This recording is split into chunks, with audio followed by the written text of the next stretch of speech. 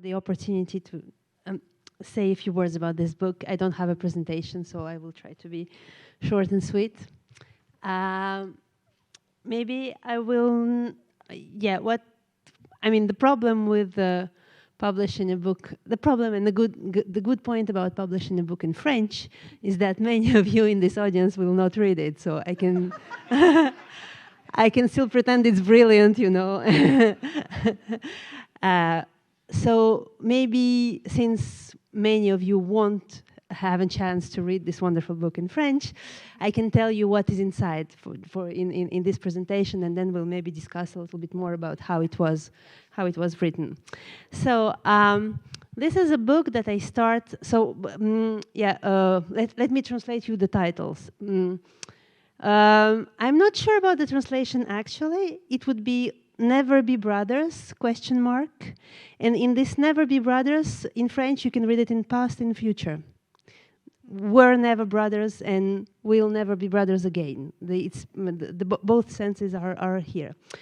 Ukraine and Russia, post-Soviet tragedy. This subtitle was done by the publisher, so the title is mine.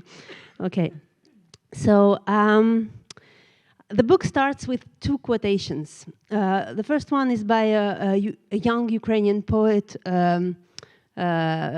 Anastasia Dmytruk, and I think many of you know this poem, We Will Never Ever Be Brothers,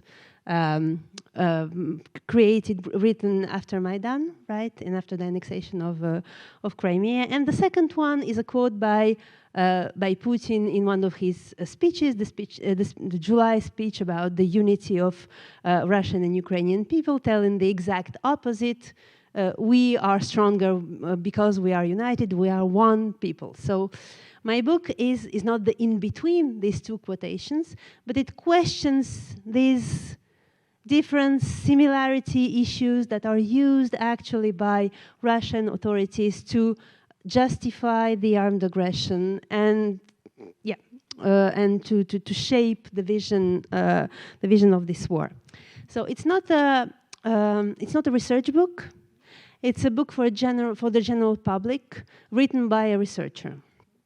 So I use all of your works, guys, here, and I think Danylyw's seminar is one of the main sources for my book, for the part that is devoted to Ukraine. And actually, I have question marks everywhere in this book, and every part is with a question mark.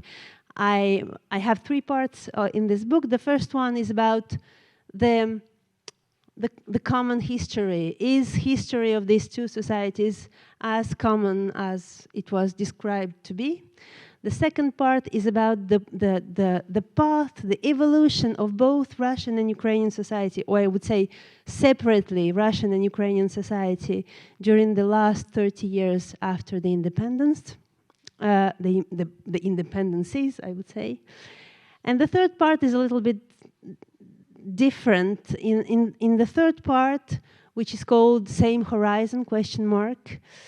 I try to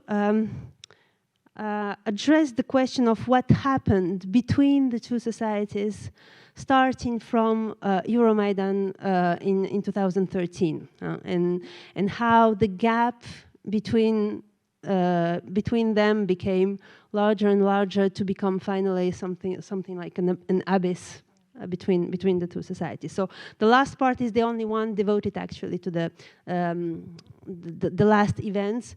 All the rest is designed to give clues to people who are not necessarily familiar with Russia and Ukraine. I wouldn't say it's Ukraine and Russia for dummies, but there's something like this also in this in this book. So I address two kind of questions. The first one is, let's say, the spots that are extremely central to understand what's going on in this actual war.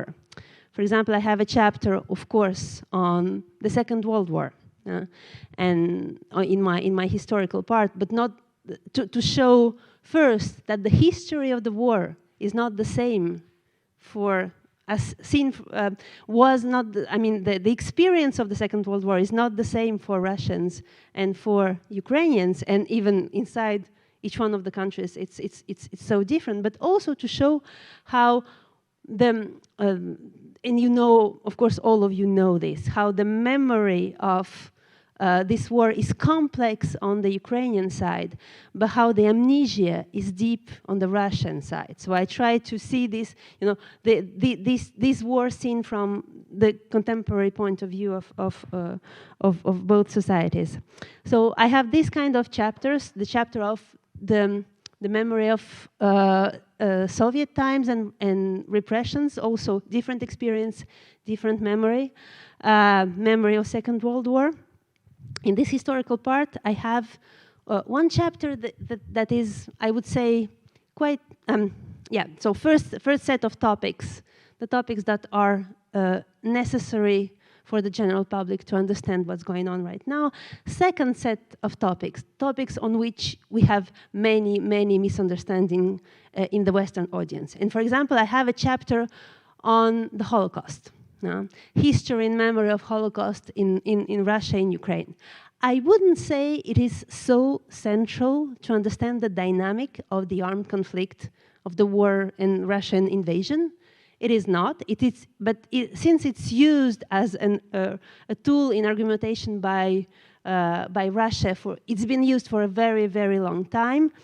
I needed to, let's say, explain things and address this question of how do Ukrainians address the history of Holocaust? What is the situation with anti-Semitism in Russia and in Ukraine? How Russia address this history of Holocaust also? So these are topics, I would say, that are these chapters are here to explain these kind of things. Okay, I have 1 minute left, so I will be a little bit faster. So what I show in I try to show in my second parts, my second part devoted to the last 30 years, is how increasingly different both societies have become in different aspects. The relationship of citizens to the political power, and this was addressed also in the previous book. That was presented just before me, what is the relation in both societies to violence and the impact of the use of violence in Russian society, how does it matter today?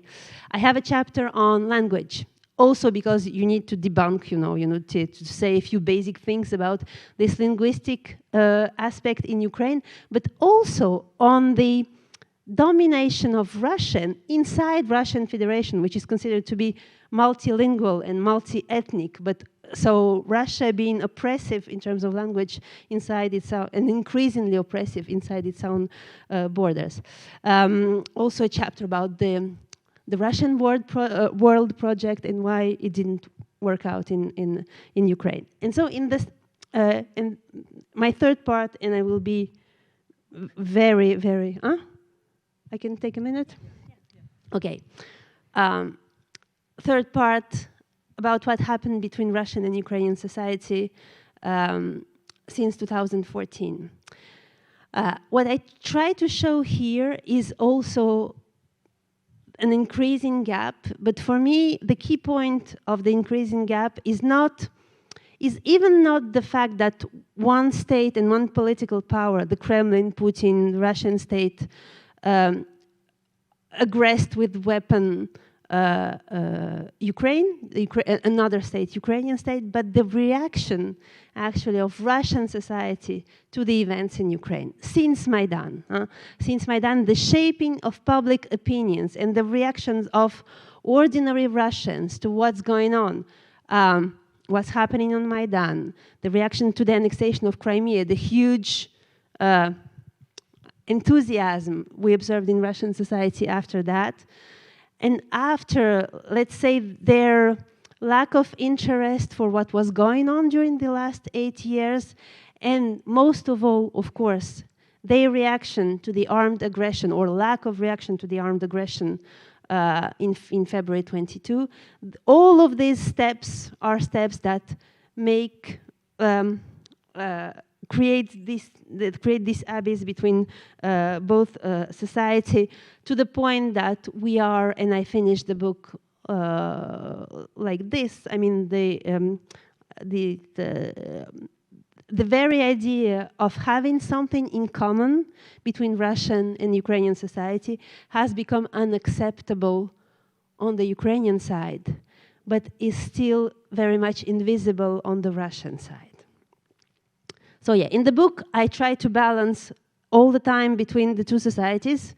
Sometimes it's kind of like a school book, you know, and in Russia and in Ukraine, and in Russia and in Ukraine, but to establish what was going on and how things are shaped on both sides, and try to keep this balance. And I'm stopped there. Mm-hmm.